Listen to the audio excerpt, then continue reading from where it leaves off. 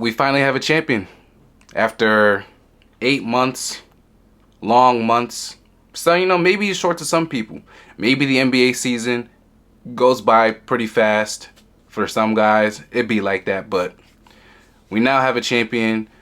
The Oklahoma City Thunder are the 2025 NBA champions after beating the Indiana Pacers in 7 games. Unfortunately, that game came with some very, very unfortunate news. We will get into that. Welcome back to the MC Show. It's your boy, MC. Please don't forget to like, comment, and subscribe. Any and all help would be greatly appreciated. Share this video with your friends, families, whoever, complete strangers. Let's build this community. Let's keep building. Let's keep talking hoops.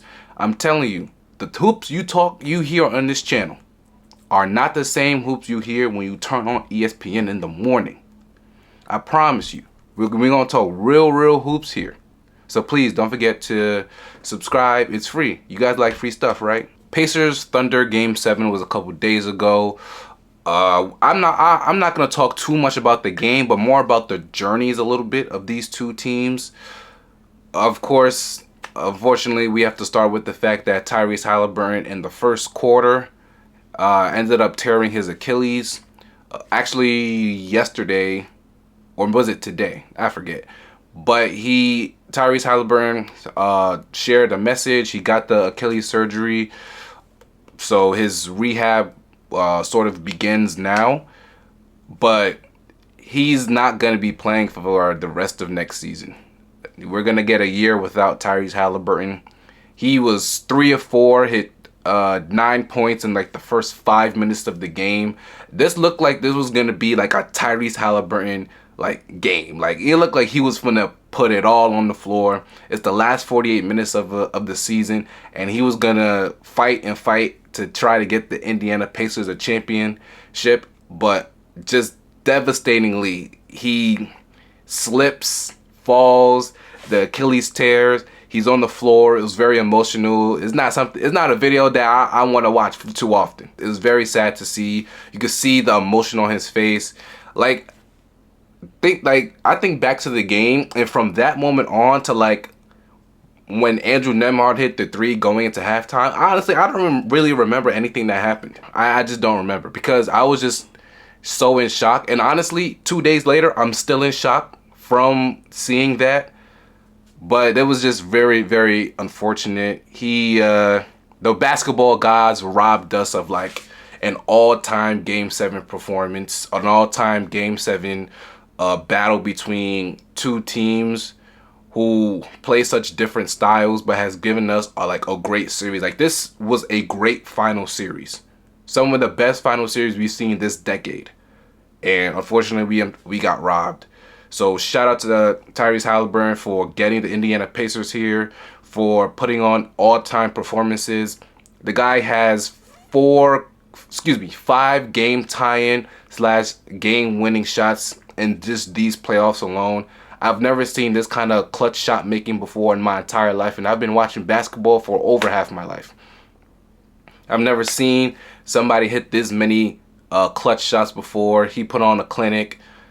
This Indiana team put on a clinic for the way they play, the continuity, the togetherness. Rick Carlisle, fantastic job coaching this team. It was very unfortunate the way the season ended for them and for us basketball fans. But moving on to Oklahoma City, the Thunder obviously win their first championship in their franchise's history. And I know some people might look at it as number 2 because the Seattle Supersonics won long time ago in the 70s. But this is Oklahoma City's first championship. Shai Gilgeous-Alexander wins Finals MVP. I thought Shai played a good game. This was probably the best passing game I've seen of Shai Gilgeous-Alexander's career. 12 assists, which is for sure a career high, at least in the playoffs for him. Driving kick, didn't force anything, had 1 turnover coming off that Game 6 where he had 8 turnovers. His passing was the story of the game. He was 8 for 27, so it's not like he was efficient at all, but that was the best 8 for 27 game I've probably ever seen from an NBA player, just from the fact that he was passing, His defense was incredible. 3 stocks. He led them. He led them. J-Dub, after a really rough first half, I was questioning. I was like, is J-Dub, like, where's J-Dub? Someone put an APB out for J-Dub because he is nowhere to be found in the first half of this finals game.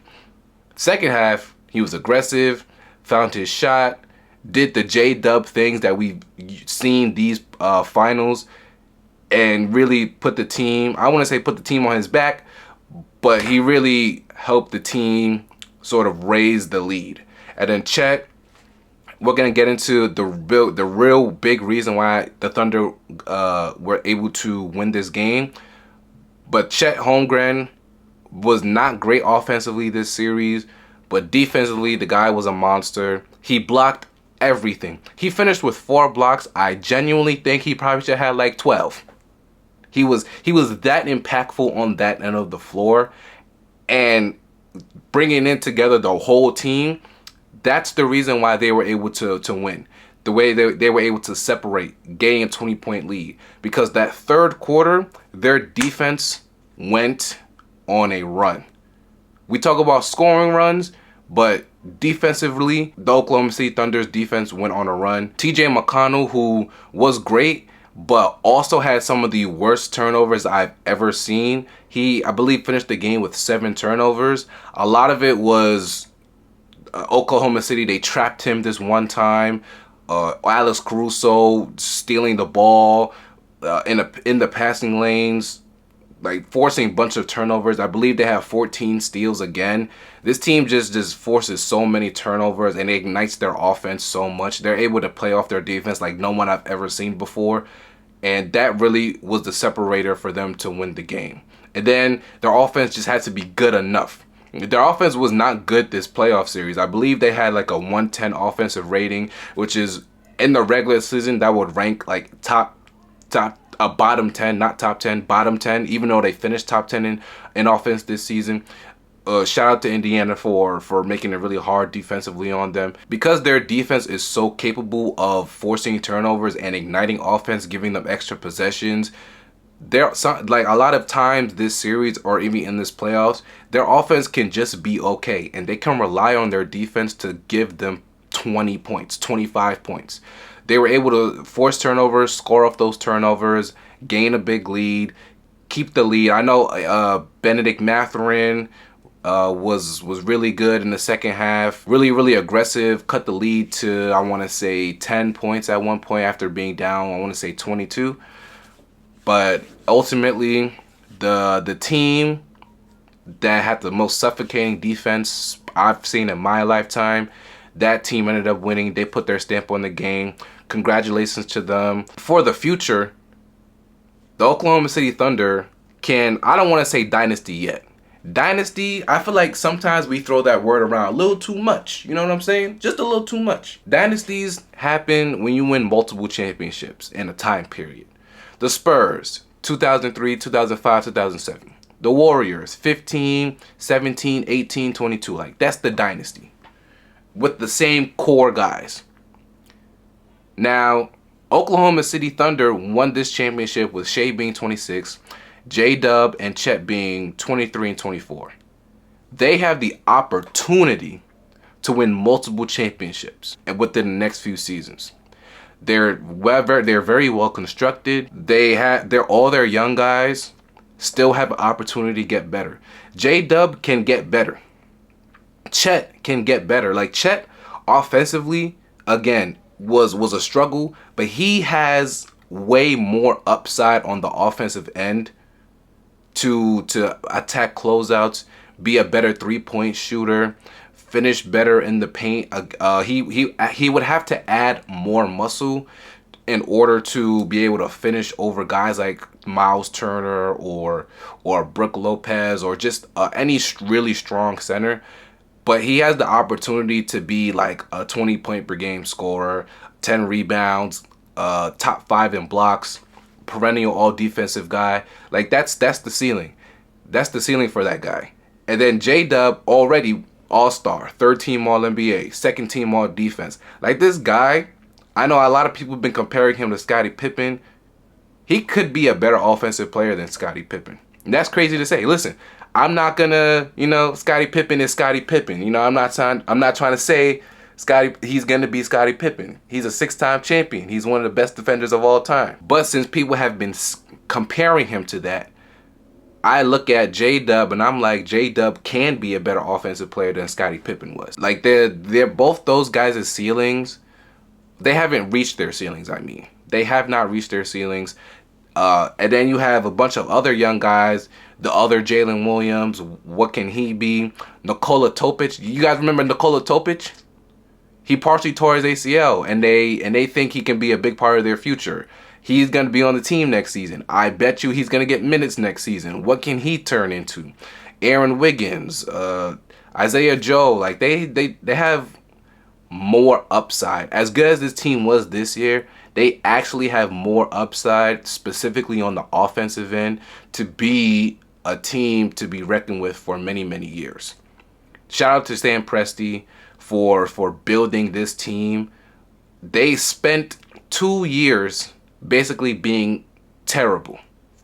And they went from a team that won 20-something games to a team that won 68 games, the #1 defense, the best point differential of all time, and now they're NBA champions.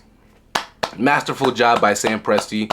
He is probably not gonna get enough credit because the players do. The players should get a lot of credit, but Sam Presti did an amazing job. After this Russell Westbrook, Paul George team, they pivot, and they pivot pretty quickly.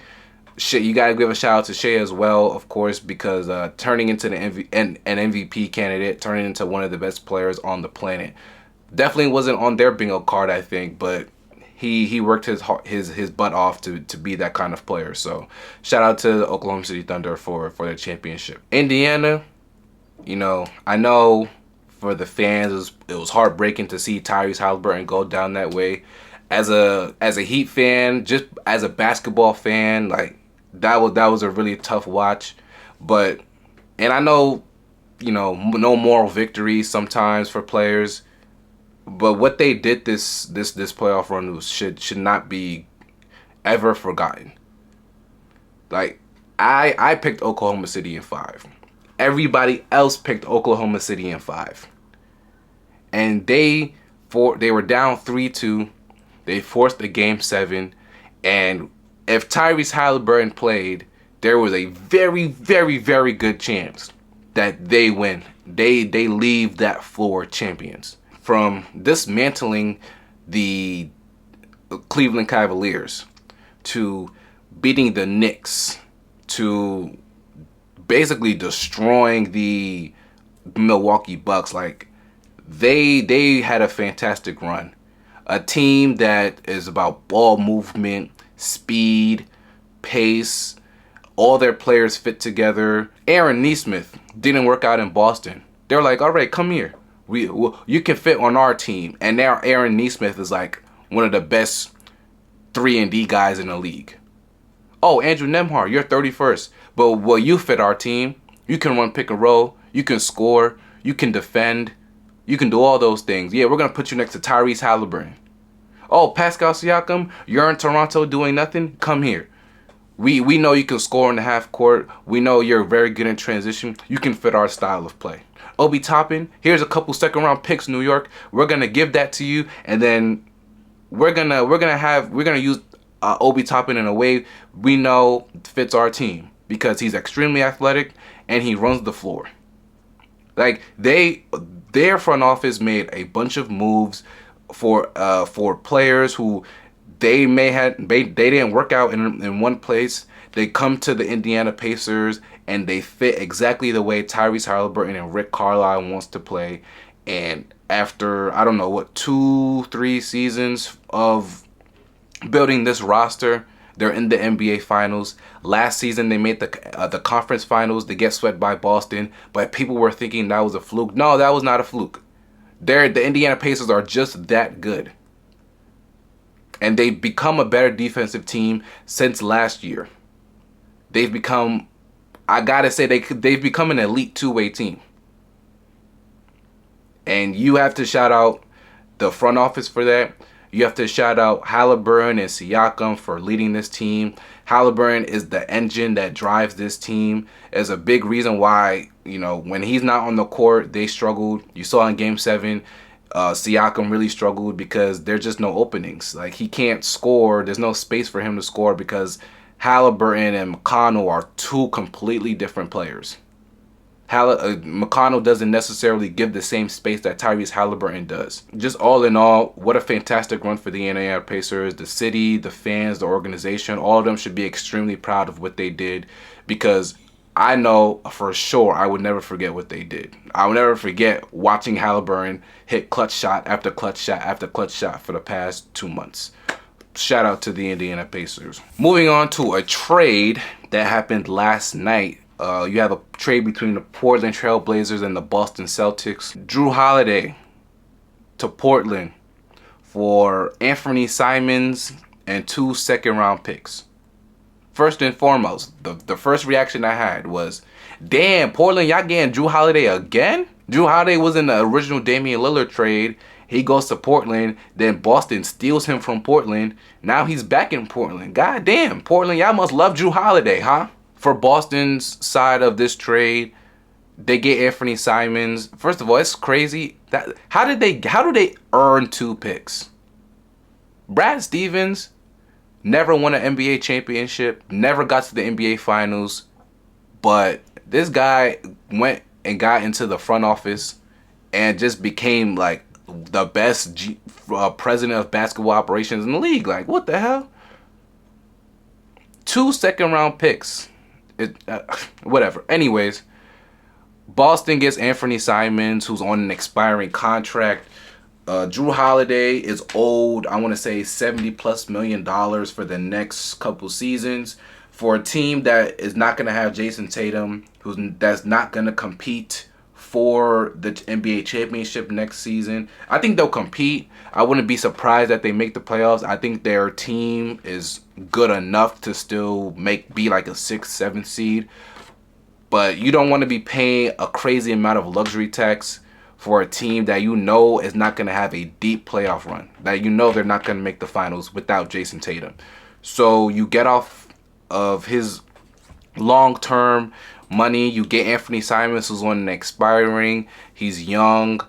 He can shoot a bunch of threes, so he does fit in the Boston system in terms of 3-point attempts and 3-point volume and whatnot.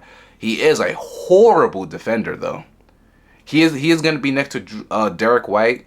I know Derek White. I know teams are looking into him to see if they can get him. I would be a little bit surprised if they decide to trade him. I don't think he's somebody who I don't think Boston is looking to trade Derek White. Maybe unless they get a really enticing offer. But he'll at least be next to Derek White. But Derek White is probably gonna have to help him a lot. Jaylen Brown's probably gonna have to cover for him a lot. Whoever else is on the team. I know Porzingis is in a lot of trade talks as well. But that's what you're getting. This was a financial move to get off Jrue Holiday, get an expiring contract so they don't have any long-term money. That's all this is for Boston. They're still going to make more trades, maybe during the draft, which is tomorrow. Yes, the draft is tomorrow. But Boston, I think this is a fine trade. I don't think this is anything crazy.